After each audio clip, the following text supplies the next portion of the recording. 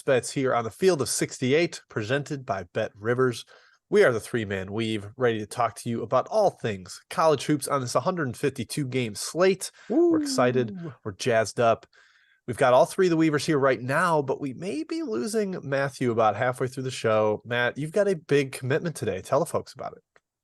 Yeah, the competitive fly fishing tournament of the Southeast. Now I'm going to see our Florida Atlantic Owls play live in person, just a 2-hour jaunt over to Boca Raton. They're hosting Louisiana Tech. That might be a last second at the horn best bet for Matthew. Continuing Kai's tradition of the Tour de Weave best bet in person, which I think was profitable, right, Kai? I think we won money on that approach. Won money on the approach, Matt. Yes, 2-1 for the old road trip there. I'm excited for you. I'm excited for some Weave content on that Instagram, calling you out publicly. We'll see. Hey, I hope the Owls get a win for you. Takeaway for me, Xavier Butler. That was a weird game. Xavier, worst half of the season, looked completely lost, scored 8 points in the first 10 minutes, turned the ball over 18 times. They're one of the best ball handling teams in the country. They were 8 for 14 from the free throw line. Sully Boom twisted an ankle early on in the game, never was the same. The refs called an incorrect goaltend on Jack Nungy the first time. The second time, you don't need to call that, in my opinion. I get why they called it a goaltend. I still would have let it go. Butler fouled down 2. Xavier tied it up. This game had everything. Oh, Nungy called a timeout when he didn't have a timeout. This game was nuts. Craziness. Yes, I agree with the chat. Screw Xavier. I was on the Musketeers, if you couldn't tell. That's my takeaway, Jim. Yeah, wild game. My takeaway is I'm worried about New Mexico. They've lost 4 of 5. It's their third Q3 loss of the year. Really got run out of the gym by Air Force. I know Jalen House matters, but he shouldn't matter to the degree of having no ability to defend Joe Scott's Princeton offense. That was concerning. We're going to see if the Lobos can rally late, but if they continue this trend, this downward trend, the swoon might leave them outside of the dance. Could be trouble in paradise there. All right, let's get to today's slate. It's fantastic. It's awesome. We're all jacked up and jazzed up and pumped. And then we start with the Iron Bowl. Alabama at Auburn. Matthew's total's been hammered up. Alabama's minus 2.5, but there is some money coming in at Auburn, down at 2 in some places. How do you see this one shaping up between two powerhouses in the SEC? I think I see the shootout everyone else sees, so that's almost like too obvious. Up to 156, 155.5. Man, I've been kind of bashing Auburn all year, but +2 in the massive home spot where we know they play better. Kind of feel like there's good value there, Kai. I'm not betting it because I've been the token Auburn sort of, throwing shade on them all year. I'm not betting them now. So yeah, can't in good faith endorse an Iron Bowl back of the Tigers. Well, it's going to be a track meet. Oates is 4-2 to the over since he got to Alabama against Auburn. 5 of their games over 80 possessions the last 3 years against each other. It's going to have a lot of possessions. It's going to fly. It's a huge rivalry game. We know this. I do think Auburn could pull the upset. We saw Alabama obviously falter on the road earlier at Oklahoma. They're capable of laying an egg, but Auburn's been falling, man. They do need this game, but they've lost 4 or 5. They're kind of coming back down to the point where we kind of thought they were, Matt, at the beginning of the season. Can they score? Their offense hasn't been pretty. Hopefully the erratic guards kind of step up in this atmosphere. They tend to do that. Tends to be their MO. At +2.5, I suppose I lean towards Auburn. I still kind of like the over, Jim, at 155.5, but it has moved a ton. It got hammered from the opener. Yep. Yeah. The over was my best bet in the Circa contest. I tweeted that out, was able to lock it in at 152.5 when I submitted, and obviously it has shot up. People are all over that pace trend. Last year, 80 possessions, 81 possessions in their 2 meetings. That's with no overtime, like just true track meets up and down. And I think with the atmosphere at Auburn, I think the cheapest ticket to get in is like $160 or something. Ooh. It's really a hot seat. So I think with that almost is going to infuse even more energy into the game, up and down. Wendell Green's going to want to get shots up early and often. And he actually had some really big games last year against Alabama, big time shot making. So I think we see that again. Over makes sense. Definitely a little bit hesitant to recommend it where it's at this stage, but I think that's probably the right side. Lean towards Alabama, but I don't want to go against some of the Auburn money that's coming in and the crowd, the jungle. It's a tough place to play. All right, next up, go to the Big East, into the heart of America. Creighton hosting UConn. Kai, your Huskies got right a little bit this week, taking out Marquette, dominating from the opening tip, hit a half-court buzzer beater at halftime to just continue the momentum. Do we buy that that's where this UConn is going? Are they going back up into the clouds, the stratosphere? Because if so, Creighton -4.5 might be a little high. I think it's a bit high. It's obviously a great spot for Creighton, and everyone agrees this line's gotten a bit out of hand. KenPom made this line Creighton -1. The line's -4.5. Is Creighton better on a neutral? You could probably argue that right now, the way they're playing currently, especially with Kalkbrenner back in the lineup. UConn did win the first game. Kalkbrenner was pretty quiet in that game. He did have 4 blocks. The Jays were 2 for 16 from deep. That probably turns around here. Creighton's as hot as any team in the country right now. They've won 7 straight, only 4-3 against the spread, Matt, during those 7 games, but still, you can see the way they're playing right now. And they're also one of the few teams that can kind of match UConn with size with Kalkbrenner, but that trends 2 ways. Clayton and Snogo do pose problems for Kalkbrenner. I trust Creighton's guards more. I trust them at home more. I do lean towards the Jays at -4.5, but again, it's way too high for me. Yeah, I like both teams. Just an annoying situation where you have 2 teams you're looking to bet on in good spots, but not a good spot when you put them against each other. Crazy to think that this game closed 7.5, 8 just a month ago. UConn favored by that much, and obviously kind of shows how well Creighton has played. And they covered, right. But I think UConn kept them at bay for most of that game. It wasn't like it was a back and forth affair. I mean, UConn looked like the better team. Now I think Creighton's the better team, but not by a substantial margin. I think UConn kind of convinced people that they still have that top gear in them recently after that little mini swoon. So yeah, I think we talked about this on the action show. It's a really sharp line. If you have a hard, strong take on this game, I guess I would question what your edge is, what your angle is. My angle, Matt, I don't have a super strong take on it, but I don't buy the UConn resurgence. I'm not in on it. I think they had some hot shooting early, and that fueled a really strong performance. On the road at Creighton, I don't think we'll see the same UConn team. This would be Creighton or nothing for me on the side. Creighton actually kind of dominated the first one inside the paint, totally dominated the glass, 49-34 on the boards, had 20 offensive rebounds against UConn. Thought that was rather impressive. They just didn't hit threes, could not shoot at all. I think we see a much better shooting performance from Creighton. I think even where this line is at, I would still lean towards the Blue Jays, but I was hoping to get -3 or shorter. That didn't happen. Also like the under. First game had 59 possessions in the first 59 minutes. Then some fouling ended up adding a bunch of points and possessions to the total, but very, very slow type of pace, deliberate. And that's been the trend under McDermott versus Hurley, 4 straight unders between these two. I think there is something to that. All right, next up, Baylor at TCU. Baylor 1-point road favorite over the Horned Frogs. Matthew, I love my Horned Frogs, but with no Mike Miles, no Eddie Lampkin, they're just not the same team. So I'm leaning Bears. What do you say?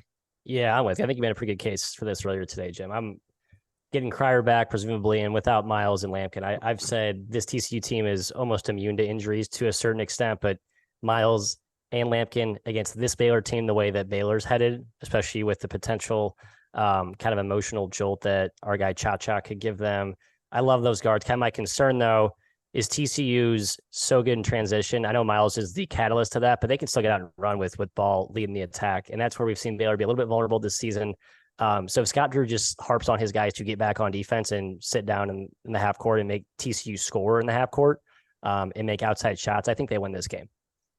Yeah, TCU's back at home. You got to like that. But with no Miles, no Lampkin, that's tough, man. JTT's back for Baylor. It's kind of healthy versus not healthy. LJ Cryer status is still kind of up in the air. Obviously, he does matter for Baylor, TBD if he plays. But this Bears team is playing its best basketball right now. They've won 8 of the last 9 games. TCU has been stumbling without Miles in the lineup. They've been competitive, but they've lost 3 or 4. They need him. They need him in the lineup. It's also a Baylor revenge game. They led game 1 by 17 points. They blew it. Mike Miles had 33 points in that game. Lampkin had 15 and 9. I do lean towards Baylor here. Scrappy home TCU scares me a bit, Jim, off this game, but I lean their way at -1. Baylor. Yeah, shorthanded. It's not like they're rolling over. I don't feel that way about TCU at all. They fight, but they just don't have the oomph, the offensive juice that Miles brings late in the shot clock and just creating for others. And like Matt said, the transition attack, it's strong, but it's not the same without Miles. He is a go guy, can get to the rim, can find others. And a team that can't really shoot from the perimeter, they're going to have to get to the rim. And I think Jonathan Tchamwa-Tchatchoua is a really big boost for Baylor's defense. Just the way they switch, the way he communicates, and just giving a more solid presence at the rim. he played 21 minutes last game. Like he's legitimately getting into a real rotation slot despite a recent return from that gruesome knee injury. So it'd be Baylor for me. No real take on the total, but definitely a Baylor side bet for me. All right, next up, West Virginia at Texas. One more Big 12 game before we lose our beloved Matt to Boca Raton. Texas, a 7-point home favorite here, laying a touchdown. Matt, spread is not that big on KenPom, so is very much people see the Longhorns as better than the analytics project them, or West Virginia a little worse. What say you big Mountaineer lover, you? Yeah, you got to respect home court here. We'll talk about it. Well, actually, I mean, I get a chance to talk about it, but some of the Big Ten home road splits are so stark. The Big 12 hasn't been as dominant home teams this season. But I think West Virginia is, one of those squads where I trust them a lot more in really good spots. They've still been more competitive away from home and outside of those good spots. And people realize, kind of like Rutgers, I think people just only chalk them up to a home dominant. They suck everywhere else. And I know we talked about how I think we're back in on Texas, but 7's a big number. I think this game can get a little bit ugly, grindy. If West Virginia can impose some interior dominance, Kai, you can see Texas struggling to put them away emphatically here. I do worry about West Virginia's ball handling against the pressure, but with Eric Stevenson's hidden shots, they can be pretty much anyone in the country. Yeah, West Virginia is a train that's humming along right now, and they lack road wins. They've beaten Pitt, they've beaten Texas Tech on the road. One more here, especially against Texas. I think that would be the clincher for the dance. And Texas has motivation too, right? They're still in play for a 1 seed. They're able to get to that if they really win out or do well these last few games here. In game 1, Texas won by 8 on the road. West Virginia did have the lead in the second half. It was close throughout. They just couldn't finish inside the arc. They couldn't score against Texas's interior defense. 41% from 2. They also had 20 turnovers in that game. That's concerning, but look what they just did against Iowa State, man. They handled the ball. 11 turnovers against Iowa State's defense is very good. Yes, they were at home, but I think they're just firing on all cylinders right now here, Jim. +7 is the way I'd lean towards this game, towards the West Virginia Mountaineers. Yeah, to Matt's point, West Virginia hasn't been disastrous on the road, but like you said, Kai, the 2 wins aren't really that impressive. Pitt was reeling early in the year. I mean, it looks awesome now to win at Pitt by 25. But it's a team that's very reliant on the whistle. Like they foul a ton. They really need to get to the line to score efficiently. They don't really finish inside. They're dead last in the league in 2-point percentage, 48% inside the arc. Not very good. So they need those free throws to boost the efficiency. That concerns me a little bit. I like the under here, and I'm with Matt. I think this stays a little bit closer. It's kind of like when Kansas lays 8 or 9 at home in Big 12 play. Right. I don't really want to lay that. The teams are too even. I think it stays at least within that number.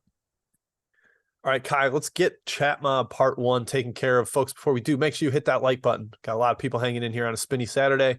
Hit the like button. Let's rack up a big total there. What do you got for us, Kai? Is Matt gone after Chat Mob? Yeah, so we're sending all questions to him. I'm going to dart it when you least expect it, Kai. Better give us your best bet before you go. I will not say it for you. I will. Ethan asks about a Big Ten game. Wisconsin and Nebraska. The Badgers are on the road. Turning hopes in the win, in the balance in the win, Jim. -2.5 at Nebraska. Your thoughts? Nebraska's just really struggling lately. Injuries have taken their toll with them with no Gary, no Bandamel. My guy Tominaga has been a real threat from deep, but I think Wisconsin may be riding the ship a little bit, and they've actually been solid on the road. They're not completely hopeless outside of Madison. Lean towards the Badgers. Matthew, San Diego Pacific over is the question from Ethan. It's 160. 160. I can't figure out the San Diego over thing. I know they don't guard anybody, but they've shown signs of life when Delaire's been in there. I don't know who's playing for this team today. I've stopped keeping up with their injuries. I know they got healthier last game, but it's just too whack-a-mole, both on side and total, for me to trust it. Yeah, Williams and Delaire are both out last game. Townsend returned from a funeral, so he wasn't actually hurt. But it's tough to figure them out. Last one from Ethan is Murray State and Bradley. Murray State's +11 on the road. Murray State has given up 99 and then 91 points in consecutive games. One of those games was at home. This team's either broken or they have really bad luck. Either way, I'm staying away from them for now, Jim. Yep, agreed. Home Bradley versus road Murray State is probably the Braves. And Jim from J. Will, Providence and St. John's, a good game in the Big East that didn't quite make our rundown. Providence is laying 5 on the road. Your thoughts? Yeah, St. John's has almost turned this into not a good game with their recent performances. David Jones is in, Andre Curbelo is out. So kind of player shuffling there for the Johnnies. I like that trade quite a bit for them. Yeah, And I don't love Providence as a road favorite. They're an awesome road dog and a good in any game that's like a pick 'em. I'm not sure I want to lay it with them. I sort of lean towards the Johnnies on the number with that David Jones back in the lineup. Matthew, Kentucky and Georgia. Kentucky's laying 7.5 on the road. Speculation, Terry Roberts might be back for Georgia. We know CJ Frederick is out for Kentucky. Severe Wheeler, TBD. Your thoughts? Yeah, not a lot of depth. I kind of like the dogs here at home with Roberts back in. I think he's immensely important, like a really good defender, kind of steadies their offense. And the Kentucky resurgence was short-lived. They certainly fooled me. I'll put my hand up, be the first to admit I missed that one. And yeah, the whole Oscar Sheboy defensive liability thing is very real. I was not sure if Mike White's the type of coach with how he plays to exploit that, but that's been a real issue for Kentucky. They have no solution to that. Jim, let's go Big South. Presbyterian is hosting UNC Asheville. Asheville -4.5 on the road. Yeah, it feels really short, like 19-win team against a 5-win team. You're like, whoa, what's happening here? But Presbyterian's not very good. They slow the game down, though. They muck it up.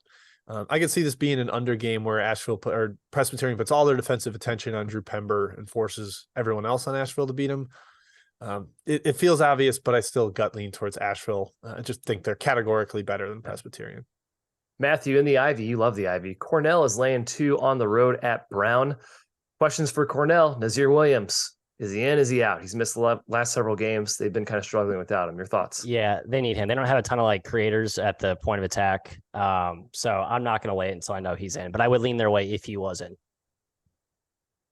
Let's go with Jim on this one. Bryant and UMBC. Yeah. Chat says Bryant's taking a lot of money. They're -1.5. I think it open pick. They're at UMBC. They're starting to play really well, getting up into, I think, a tie for second now in the America East, especially with the Vermont Lowell going on today. Bryant could be in second at the end of the day. Lean their way. No surprise to see a total at 160. I kind of think over still has a little value. Both teams love a shootout. I think this game gets really up and down. They've gotten healthier. Kramer back and Bullock. So yeah, Bryant might be a sneaky buy low here. Matthew from John. Charlotte is on the road at North Texas. Ali Khalifa back for Charlotte last game. They're +6.5 at the Mean Green. Your thoughts? 111 is a total, Kai. 111. And I like the under. I can't even lay a favorite with a 111. I kind of lean North Texas. So I was like, really? They're going to cover 6 and score 50 points? I don't know. Right. Under and then don't bet aside. That's my take. All right, Jim, last one before we go back to the rundown here. Indiana State at Northern Iowa. I'll get you an updated spread here if I can find it. +2.5. The Panthers are dogs at home hosting the Sycamores. Yeah, Indiana State maybe has figured it out a little bit. Not quite to the extent maybe that Drake has figured it out. But I numbers said under here, Kai. Don't like betting unders in Indiana State games because they can change the tempo on you. Didn't really have a strong take on the side, unfortunately. All righty, let's go back to the rundown, or if Matt wants to give his best bet. I don't know what your schedule is, kid. I'm going to stay until after my alma mater is discussed, and then I'll lob 2 best bets into the ether, and then I'll dart for the door. All right, fun. Okay. All right, then we're getting to UCLA at Oregon here first. UCLA -2.5 on the road. But man, Altman has kind of owned Mick Cronin. He's won 4 of the last 5 straight up. He's covered 5 in a row. Kai, does that give the edge to Oregon at home, who's also very desperate for wins to get into the tournament picture? They are desperate. They're on the outside looking in. They're on the bubble by everyone's opinion right now. And UCLA is kind of stuck in neutral as a 2 or 3 seed. They really lack quality wins. They don't have a ton of chances left to get them either. This would qualify for sure, but I don't think UCLA has much of a upward trajectory towards a 1 seed. The path, it's there, but it's dicey. Oregon, they need to win this game. And you mentioned it, Jim, Altman over Cronin. Oregon's beaten UCLA at home here 3 straight seasons. 3 straight years they've beaten them. Size is an advantage here. Can they get Adam Bona in foul trouble, Matthew? They have plenty of length to kind of match up with Jaquez and Campbell. I do like the home angle that you should get their best effort from Oregon, but it is the Ducks, and we don't trust them. And the line, it's a lot shorter than what KenPom's got it at. KenPom's got it 5. This line's only 2.5. I lean towards the Ducks, but I stayed away.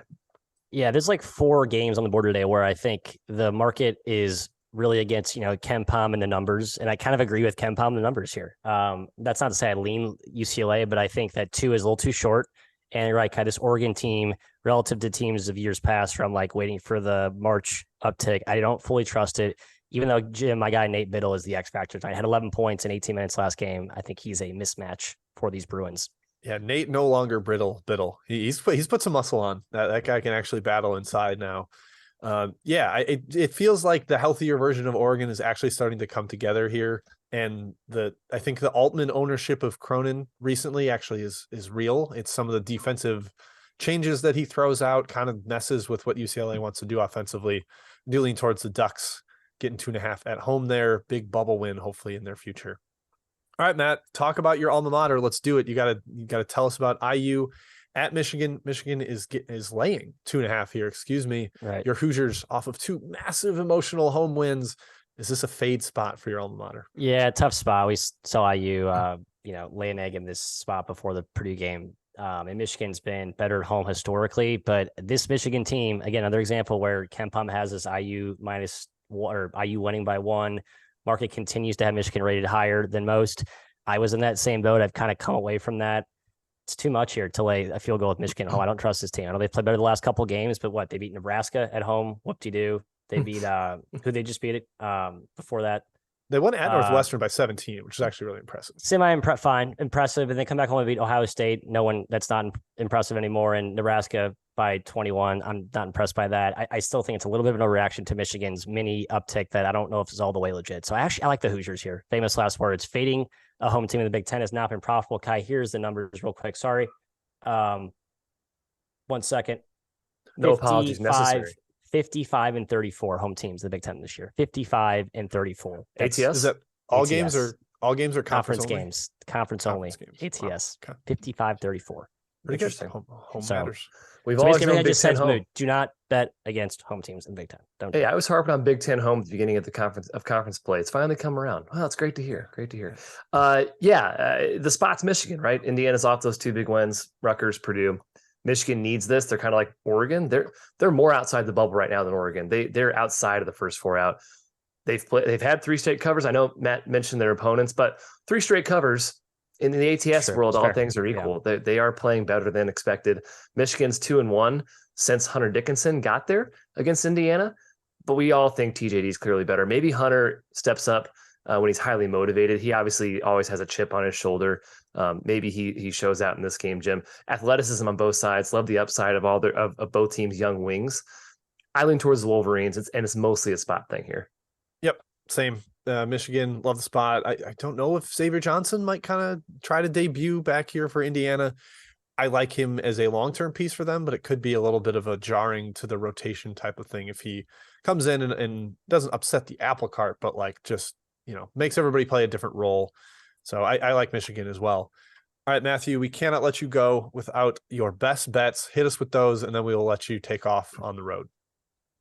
I'm taking, of course, the FAU Owls laying 11 because that's just part of our policy here. We bet teams in which we watch in person. We believe we are worth at least a point or 2 or more to the side. So go ahead and lay it there with presumably locked in and motivated FAU squad as they continue their quest on an at-large berth. My second and initial best bet, UNLV, taking the Rebs, catching way too many, in my opinion, at San Diego State, who I know has been terrific. Just a good spot for the Rebs, who struggled to start conference play after a really strong non-con. They've got Eli Parquet back, Parquet, really critical defender. They played better with him. Look at the results. I know they've been inconsistent, but they're not a team that gets blown out. They will compete in this game. I think it's ugly. It's gross. San Diego State coming off that big win midweek. I think they keep this competitive. So the Rebs and the Owls, and then not a best bet, but real quick before I go and you guys discuss this game, the Devils are going to win at JPJ today. Wow. Yeah. Maddie money lines calling the Dukies out. Right. And yes, Matt's UNLV bet is +9. He did his whole don't quite say the number. Doesn't matter. Number agnostic, Jim. It's a lock. All right, beautiful. Take care. All right, enjoy, Matthew. Cheers. The Spinny Boys will finish this one out. Bye, Matt. Goodbye, Matt. Hope you find your dad. All right, Kai, let's talk Duke at Virginia. Matt gave us a little lead in for it. He believes the Devils win outright. They are a 6-point underdog. Kai, I don't agree with him. I will get to why in a second, but I want to hear your thoughts first. Did you see that transition on the video? That's fantastic, Dagan. Golly, your producing skills are ridiculous. God tier producer. Yes. Whitehead's back for Duke. That's important. They were 1-3 against the spread without him. But Virginia seems like a tough matchup, man. Number one in the ACC in turnover rate. Duke turns the ball over at the second highest rate in the conference. Duke's offense doesn't have the intricate cutting that we saw, for instance, Virginia Tech do against Virginia. That really, surprisingly, Jim, like sliced and diced them. It was not pretty. I think Derek Lively gets a couple lobs here and there. Virginia's been susceptible to that, but overall, I don't think Duke scores very easily. They can't shoot. They cannot shoot over this pack line. That's a big problem. They have the glass edge. I don't think it's enough here. I actually lean towards Virginia, even at -6. Yeah, I lean towards Virginia too, and here's why. My guy Caden Shedrick, Kai, he dusted off the cobwebs and actually played 26 minutes last game. He did not play a single minute against Virginia Tech when their interior defense looked like a sieve, and I don't really understand why. Virginia is +31 per 100 possessions when he plays, only +15 per 100 when he sits. So the advanced numbers scream Shedrick is a really big deal. Bennett and the whole rotation or the guys that were in the post-game presser talked about staying ready, and Shedrick stayed ready and practiced really well. I think the fact that, like you said, Duke can't shoot over the pack line, and now there's actually an interior enforcer in there with Shedrick, that gives too many issues for the Blue Devils to score. I would lean towards Virginia as well. All right, next up, last one before we go back to Chat Mob, and Kai will kind of tag team all the questions. I know they're rolling in there. I got him, Oklahoma baby. State. I'm locked in, man. You're so sharp. I sit there and whine every Saturday when I'm the chat mobber. Got the old pen and pencil, baby. Matt style. Pen and pencil. What are you writing on then? Pen and pencil. That's all I need. Just write on the pencil. Paper. Okay. All right. Oklahoma State at Iowa State. It's the last one on the outline here. Iowa State, 6-point favorite. Man, we expect another grind fest. The first one was big time war. Kai, Avery Anderson had 18 points in that game, 5 assists. He also had 8 turnovers. So do we go addition by subtraction? How does this matchup look to you? The Iowa State laying 6 at Hilton. Yeah, big bounce back spot for Iowa State. Number one from that first game, but also the way they've been playing recently. They've lost 3 of 4. 3 of them were on the road. They fought in all of them. They should have beaten Texas Tech, and they had some injuries in those games, right? Caleb Grill missed for Iowa State in the Mizzou game. That was huge. OK State survived Texas Tech. They've won 4 in a row, but Jim, with Avery Anderson out, I'm worried about them. I think that catches up with them. It was an ugly game in the first one. Iowa State was 2 for 9 from deep, 7 for 12 from the free throw line. It's probably ugly again, but I expect Iowa State to play a lot better, especially at home. Oklahoma State will turn the ball over. They will struggle to score without Anderson, and at least Iowa State can shoot. So I lean towards the Clones here at -6. Yep, agreed. And no, Anderson takes away a lot of perimeter playmaking for them, and they'd started to figure things out with Cisse not really a part of the lineup. They'd fed Caleb Boone a ton, but now I don't know really where the scoring comes from, especially against a team that can turn you over, get going in transition in front of their home crowd. Who mentioned in the chat, William Herman, Iowa State has not lost at home, correct? Like that team is really, really good at Hilton. And I think that boosts the shooting. Kai, we saw it with our Tigers, our Mizzou Tigers a couple times. We're getting back home. Yes. Suddenly you make shots again. I think Iowa State has that going for them today. All right, let's get to Chat Mob Part 2 before we give away our best bets and hopefully remember and reiterate Matthew's best bets. Smash that like, and here we go. Penn State, Maryland, Jim, from Graham. Wow, this line is taken off, man. -8, Maryland? Whoa. Yeah, I mean, this is home Maryland. They've been a complete juggernaut, but I do kind of agree with what Matt's saying with the Big Ten home. I don't want to really get in the way. It seems really high to me. I did not make this 8. I'll tell you that much. I made it lower, but I'm a little spooked by how good the Terps have been at home and how strong Big Ten home court is. So I will not take Penn State. Yeah, it's high. That's high. How about another Big East game? I guess I can answer this question. We'll ping pong. Seton Hall at Villanova. Nova's laying 5. Again, another game above the KenPom line, but this one makes more sense, right? Justin Moore fully back in the lineup. I think Villanova starts trending up. I lean towards Nova, Jim.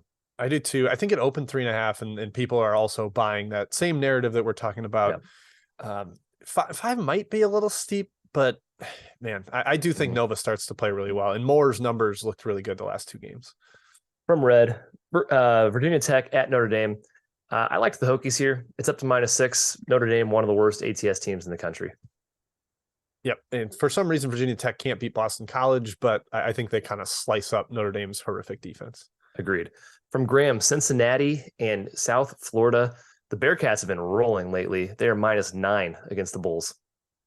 Yeah, Victor Locken, I think, is iffy for this one. The Loch Ness Monster, as I like Very to good. call him. Yes. And no one agrees. No one will pick up on my cool nicknames, Kai. It frustrates me. But I think that's a big deal. If he's not in there, they can't dominate the paint quite as much. South Florida has been kind of an over machine this year after not being able to score. I don't have a strong take on the side on this one, Kai. Maybe a little bit high, would lean towards the Bulls if Locken's out, but I'm not actually going to take it. From Daryl St. Joe's and George Washington. Tell you what, I lean towards George Washington in this game. I think 4.5 is too many points. Kasper Klacic is still TBD for St. Joseph's. He's missed the last 3 games with illness. No idea if he's back. He's pretty huge for them. But I lean towards GW. Jim from 9 Route, LMU, Santa Clara. Big spot for Santa Clara here. Yeah, that's what it comes down to for me. LMU off an overtime win 48 hours ago against St. Mary's, like crazy comeback. I believe in the final 10 minutes of that game, so last 5 minutes of regulation and overtime, LMU scored 2 points per possession.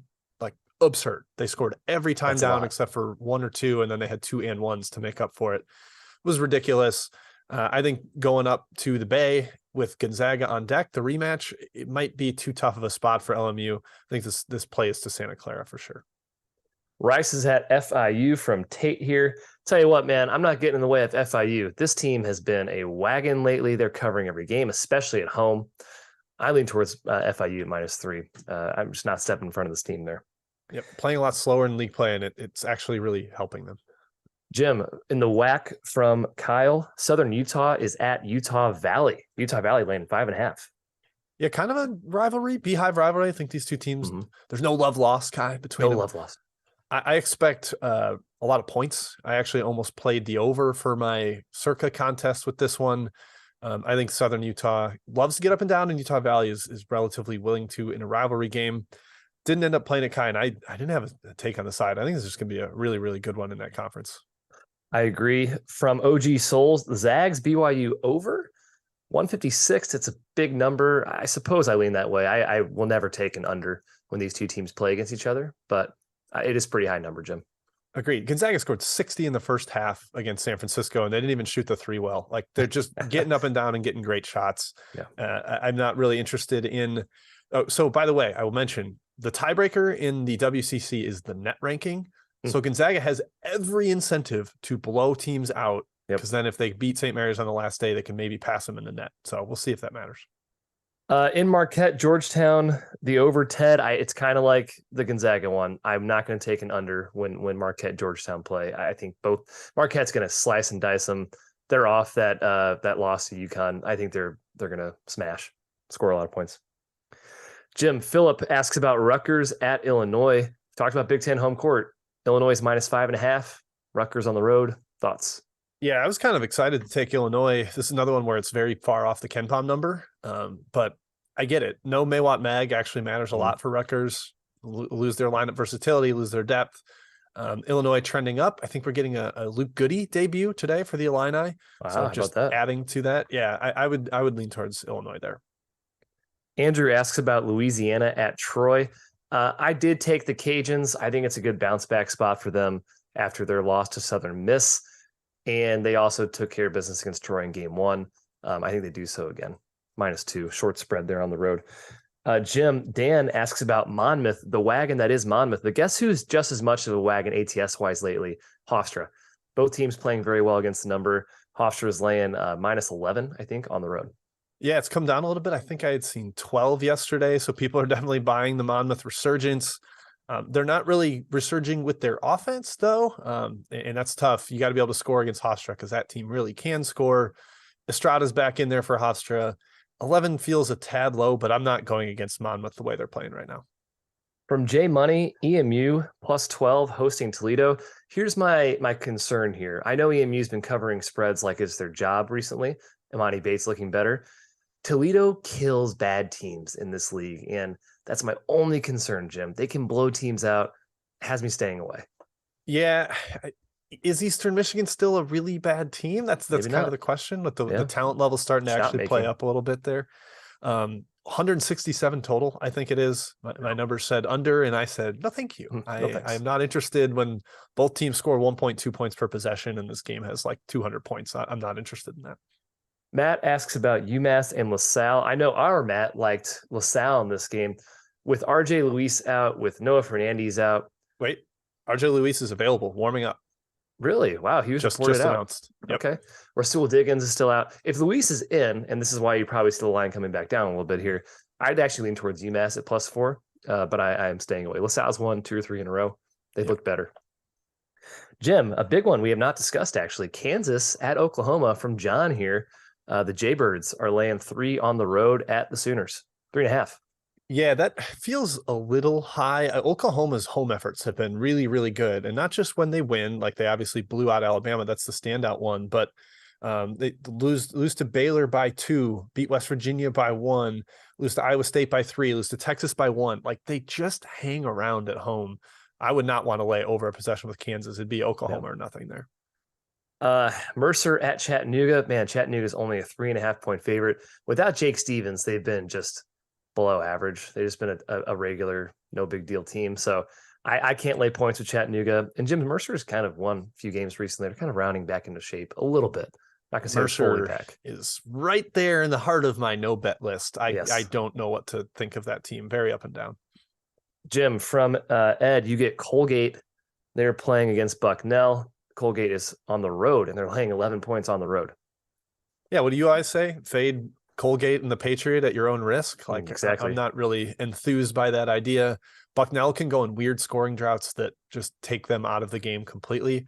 So slight lean to Colgate, but I didn't bet it.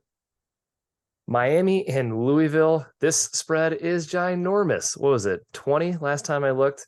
Yeah, 20 points Miami's laying against Louisville. I mean, shoot, I don't know how you can be confident taking Louisville. Yeah, they're outside the top 300 in KenPom. My goodness. Yeah. Against good teams, they lost by 34 at Pitt. And then they haven't really played good teams. The Pitt lost by 21, but they had the Notre Dame, Boston College, Georgia Tech, Florida State in there. So I think going back to playing good teams, Louisville's going to be in trouble. Obscure one in the Big South, Upstate, +4.5 at Winthrop. I cannot figure Upstate out for the life of me. They've beaten some good teams in this league. They've also put in some stinkers. Full stay away from me on that game. I got nothing. Apologies.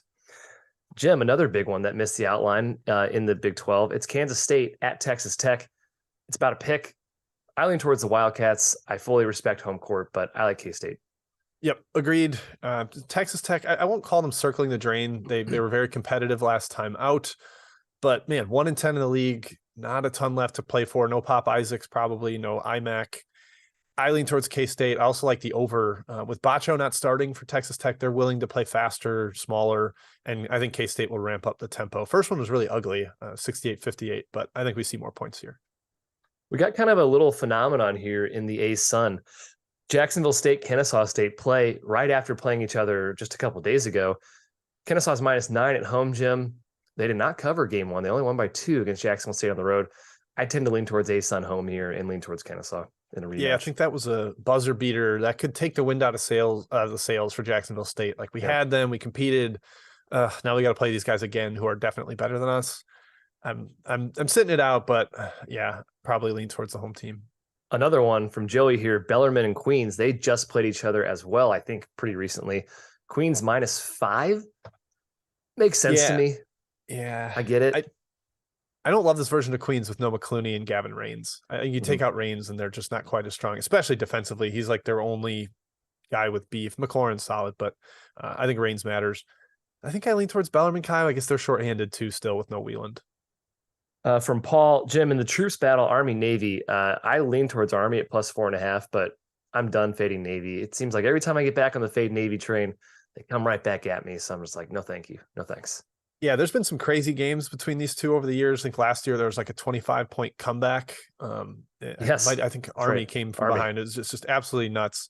So yeah, not a rivalry I want to lay points in. I think it tends to be close. Navy did win by 6 earlier this year, but at Army, I would lean towards the ground troops getting the points. All right, let's do 3 more and then go to our best bets real quick. Dartmouth hosting Princeton +7.5. Tend to lean towards the Dogs and Ivy play here, Jim, especially at home. These two, I think, played a double overtime game, the last game. Yeah, Dartmouth's pretty good, man. Scrappy. Like especially in league play, they've been really, really solid. Haven't really gotten blown out. I guess Yale beat them by 19 last time, which makes me sound like a bozo. But I think they're able to compete with Princeton. Jim, from TJ, you're going to take the Razorbacks with Nick Smith back laying 6.5 against Mississippi State. I like Arkansas generally with Nick Smith back a lot. The talent level is really high. I think he adds some perimeter pop that maybe helps spread the floor out.